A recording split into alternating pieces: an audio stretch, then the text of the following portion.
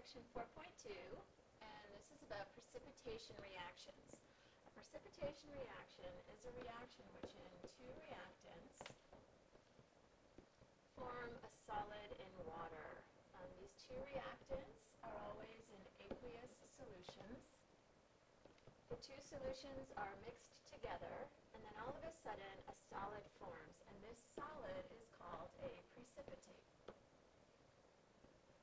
And the abbreviation for precipitate is a PPT. Whenever you see PPT, you should think precipitate or a solid that forms out of nowhere in water. You actually saw this happen in the recent lab we did about forming 2 grams of a compound. All right. The first thing that we need to learn when we're learning about precipitation reactions is how to use what are called solubility rules. And your solubility rules are all in here. We have 5 rules. Each of them are listed in this table, and none of the rules ever contradict one another. So if you find a rule that applies, you don't have to check all the other rules. What you do when you're trying to solve one of these problems is to look for a rule that involves either of the ions in an ionic compound. Really important, I didn't mention this earlier, when we are doing precipitation reaction problems, we're always dealing with ionic compounds. All right, so we're going to do some problems. Are the following soluble or insoluble, and why? All right, NaCl, sodium chloride. We want to look and find out, whoops, sorry about that. We want to look and find out, is sodium in any of our rules, or is chlorine in any of our rules? Well, let's just first check the sodium. And we look at our rules, and rule 1 says compounds containing alkali metal ions or ammonium ions are always soluble. Therefore, by rule 1,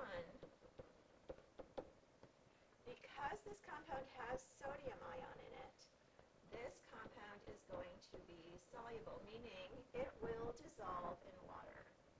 That's what soluble means. It dissolves in water. Insoluble will mean it doesn't dissolve in water. All right, let's erase this board and start the second problem. We have lead to carbonate. So we're going to look at our rules. We'll see, is there a rule about lead? Okay, I'm on the wrong thing here. We're going to check lead. And there's some information about lead over here, but that only applies to chlorides, bromides, and iodides. So that doesn't apply to our compound here. And we don't see lead anywhere else. So now we're going to check the carbonate, CO3 2-. You do need to recognize what the name of the polyatomic ions are, so you have to start getting used to using those polyatomic ion names. Here we go, rule 4, compounds containing carbonates and some other things. But here we go, carbonates right here. And this is in the insoluble compounds. There are some exceptions, alkali metal ions and ammonium ion, but lead is not an alkali metal ion or an ammonium ion. Therefore, by rule 4, this compound is insoluble. So we do have to learn how to use these solubility rules. Okay, lithium carbonate. So if we look up here, we see we have rule 1, which says compounds, oh goodness, sometimes I have problems with the smartboard.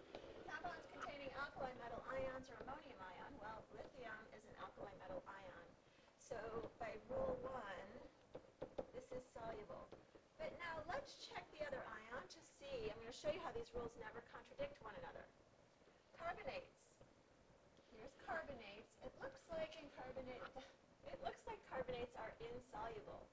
However, we should note that, check the table, there are some exceptions for the carbonates. And the exceptions are alkali metal ions. Well, turns out this carbonate here is with an alkali metal, so that would be an exception, which means that rule 4 always also says that this compound is indeed soluble. So you see, these rules never contradict one another. Okay, I want you to pause the video and try to do these next 2 problems on your own. When I restart, just pause when you're done with the problems, go ahead and start, and I will have the solutions up for you. Here So number 4, nitrates are always soluble. And this problem has a nitrate, so by rule 2, this compound is soluble. And the next compound, we don't see anything about magnesium, but phosphates right here. We see by rule 4, right here, phosphates are insoluble. We check the exceptions. Magnesium is not one of the exceptions, so by rule 4, this compound is indeed insoluble. Hopefully you got those right, yeah? Clap for yourselves if you did. Okay, once you learn how to use the solubility rules, you do not have to memorize them. But once you learn the rules, how to use them, we can move on to predicting products for a chemical reaction. And there are directions for how to do this on the next page if you already printed this out. I would advise you to print out the notes as you go through these. I have a set of blank notes and a set of notes that are all written on. It's a good idea to have the blank notes in front of you, and you can just take notes as you're doing it so you don't have to write every single thing down. Okay, so let's move these back up. This is the process that we're going to use for predicting the products of a precipitation reaction. These aren't going to mean very much until we do actual problems, and I've said that over and over in chem. A lot of times you'll have directions for how to do a problem, but until you actually do the problem, the words don't mean very much. So let's put those words into some sort of comprehensive meaning. Problems we're going to do are to determine products. Sorry about that. We're going to determine products. We're going to then balance a reaction. And then we're going to identify if anything is insoluble in water. So let's do our first problem. All right, here's our problem. Sodium chloride aqueous solution, because everything is always going to be in water, is added to lead to nitrate solution. We have to predict what will the products be. So let's look at our directions. The first thing, we have to determine the charges of the ions in the reactants.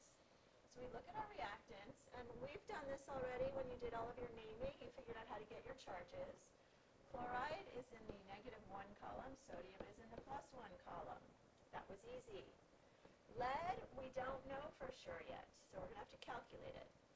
Hopefully you notice we have a polyatomic ion here, so we have to look that up in our polyatomic ion sheet, and we find that nitrate is -1.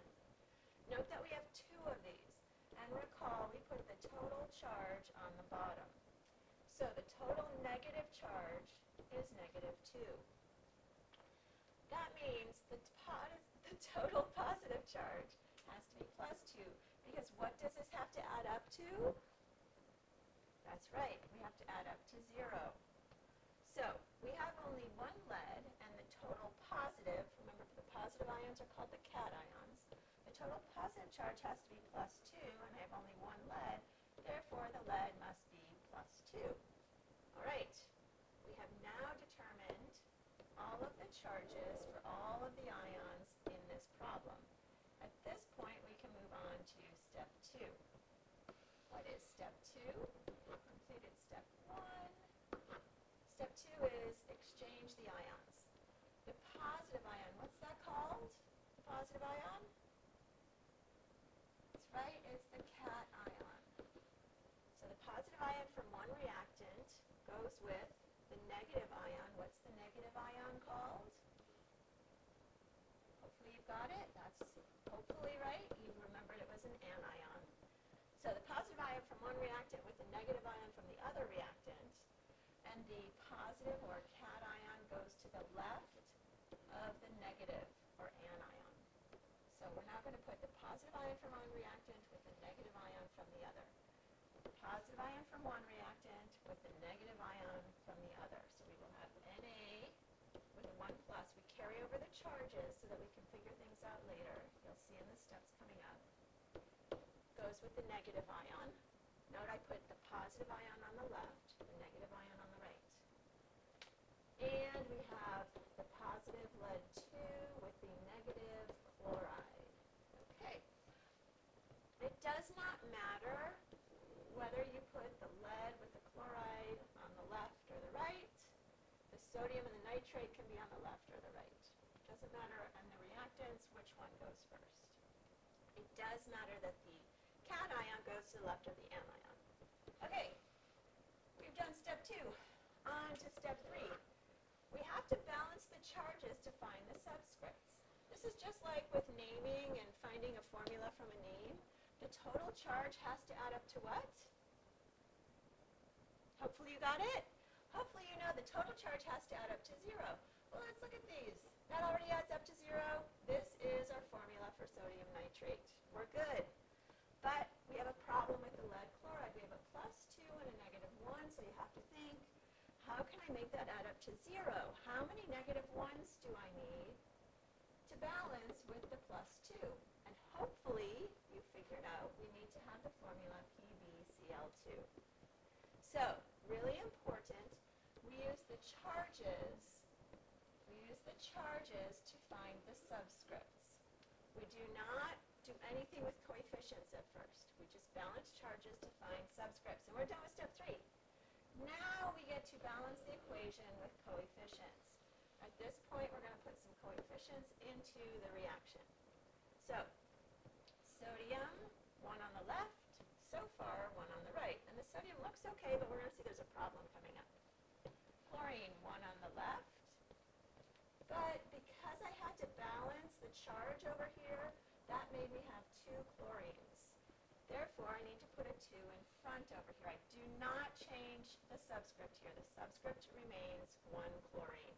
I put a coefficient of 2 in front of the sodium chloride. Okay, well, I just changed my sodium now. I got to go back and redo the sodium. So I come over here, and what do I have to put in front of there? That's right, I put a 2. So now I've got 2 sodium chlorides. Let's check my lead. 1 lead, 1 lead. The leads look good. Let's check the nitrate. How many nitrates do I have? Hopefully you can see I have 2 nitrates.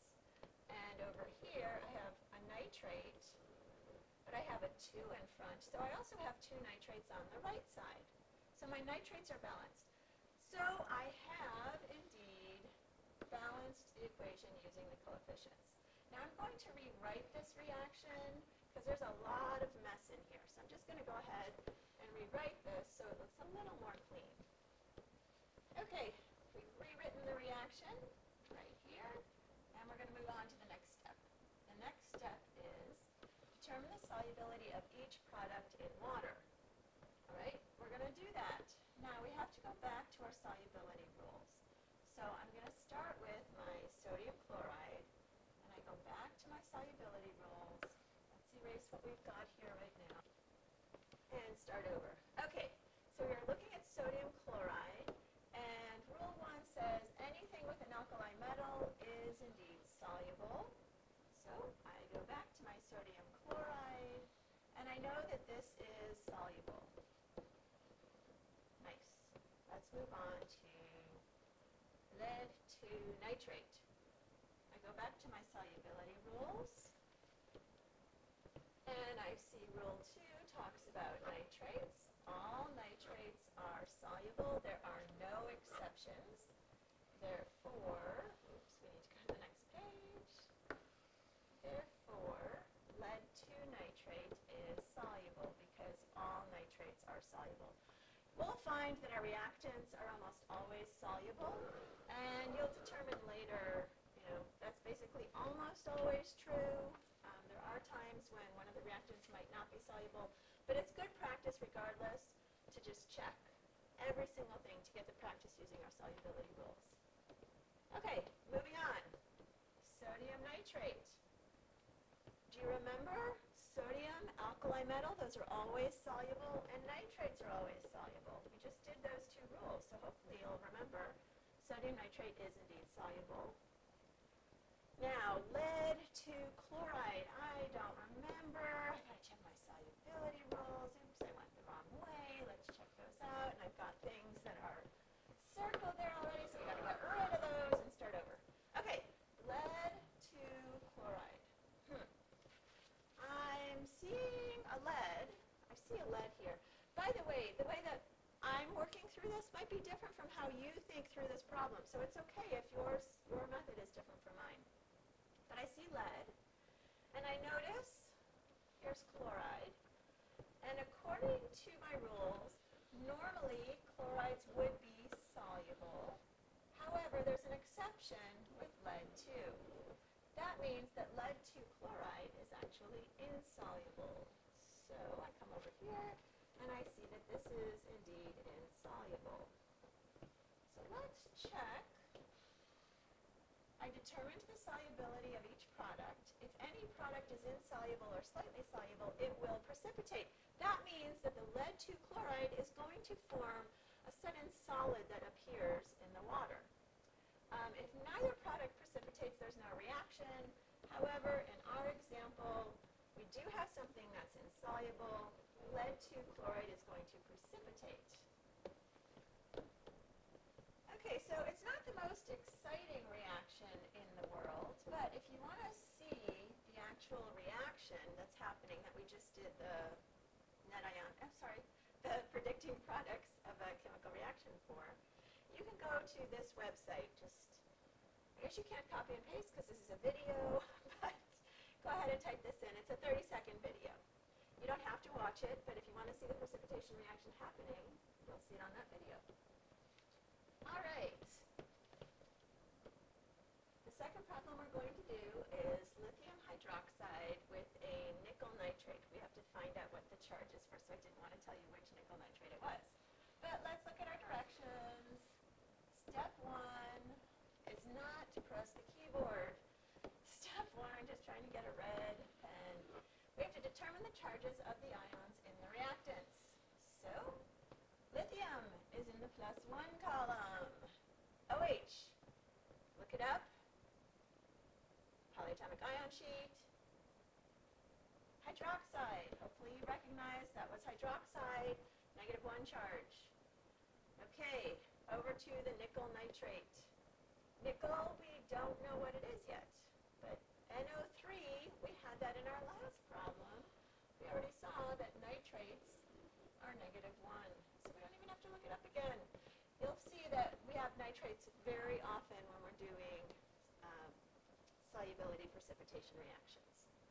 Okay, nitrate is -1. I have 3 of them, so the total negative is, that's right, -3, so the total positive must be, come on now, you can do it, +3. Hopefully you got that. There is only 1 nickel, so each nickel must be +3. I have figured out all of my charges. Check off number 1. Now I need to exchange the ions. The plus goes with the minus from the other reactant, so plus of 1 reactant. I told you last time, it doesn't matter what order you do these in, so this time I'm going to put the nickel 3 first. I'm going to put the product cation first with the reactant anion. Notice we keep using the terms of chemistry. You got to get used to those words, cation and anion. All right, lithium, the cation goes with a negative, the anion, NO3, -1. Woohoo! We have completed step 2. Now we have to balance the charges to find the subscripts. Are you getting like seasick from the board moving back and forth all the time? Hopefully not. Okay. Oh dear. How do we make +3 and -1 add up to 0? Because when you add those up, it's -2. It doesn't work. Which means you need 3 hydroxides. +3, -1 times 3. I need a -3 here, so I'm going to have 3 hydroxides. There is something wrong with how I just wrote that. Whenever you have a polyatomic ion, hopefully you're recognizing I need to use what? Yes, I need to use parentheses. That 3 is kind of messed up in there now, but we're going to leave it there. All right, so I have 1 nickel, 3 hydroxides. Let's check the other product here. +1, -1, those balance out to 0. We are happy and we are ready to move on to step 4. I get to balance the equation using coefficients. This is a little messy, but I don't feel like rewriting the whole thing. I'm going to erase a little bit here. Okay, lithium. I have 1 on the left. I have 1 on the right. They look okay, but we're going to have a problem very soon. Hydroxides, 1 on the left, here? That's right, we have three hydroxides, which means I need to put a 3 over on this hydroxide. Do I put it as a subscript? No, we don't change the subscripts when we are balancing equations. We only put in subscripts when we are balancing the charge. So the 3 has to go all the way in the front. Oh dear, just change the lithium, so I have to go back over here. I only have 1 lithium here. I have 3 over here. So I have to put a 3 in front. Okay, nickel, 1, 1. Nitrates, I have 3 nitrates. And, oh look, it looks like I have only 1 nitrate, but I have a 3 in front, which means I have 3 nitrates. And lo and behold, this whole thing indeed is balanced. We're good. We get to check off one of our steps. Oops, we don't want the keyboard. Sorry, this board is a little finicky. We balanced the equation using the coefficients. Now we have to determine the solubility of each product in water. This is so exciting. We are going to go back to our solubility rules. We've got our lithium hydroxide right here. So we go to our solubility rules, and we're going to erase what we have right here because we're starting a new problem. Okay, so lithium hydroxide. Lithium, hopefully, you're looking at your periodic table because you should always have your periodic table out when we're doing these problems. Lithium is an alkali metal. Alkali metals are all soluble. Therefore, we're going to extend the page. This chemical, sorry about that. This chemical is soluble. Moving on. Nickel nitrate. Nickel 3 nitrate is the correct name because the charge was plus 3. So nickel nitrate, we go back to our solubility rules. We're going to erase the old rules, look for our new rule. Oh dear. Okay, nitrates are soluble. Ergo, nickel nitrate is soluble because all nitrates are soluble. Okay, this is going to be a rule we haven't looked at yet. We haven't used. You might have looked at it. Nickel 3 hydroxide. Let's go to our solubility rules. Let's erase the ones that we used already because we have a new problem. Oh my goodness, I'm going to really have to figure out how to not have that pull out when I'm trying to get the red pen. Okay, nickel 3 hydroxide. I don't see anything in these rules about nickel, but I do see hydroxides right here. And hydroxides are insoluble. There's some exceptions, so let's check. The exceptions are alkali metals, ammonium, barium-2, strontium. Well, barium can only be 2+ when it's not a pure element, but barium, strontium, calcium. Nickel is not one of the exceptions. Therefore, nickel 3 hydroxide is indeed soluble. So we'll go back to this, and we see this one is insoluble. There we go. Last chemical, lithium nitrate. Lithium nitrate, well, lithium, we already learned, was an alkali metal. Nitrates are always soluble, so are alkali metals. Therefore, lithium nitrate is soluble. And we have completed the whole problem. If you would like to watch the video, I have pasted the YouTube site where you can see a video of this. You want to go, this video is way too long. They have a whole bunch of reactions going on in this video. If you are really curious, it's kind of a boring video, but if you want to see a whole bunch of precipitation reactions, you can watch the full 8 minutes. You do not need to. You don't even need to watch this one, but if you want, go to the video that you see on here, go to 1 minute 32 seconds, and you will get to see the reaction between hydroxide and nickel that will form the nickel hydroxide precipitation reaction. All right, we're good.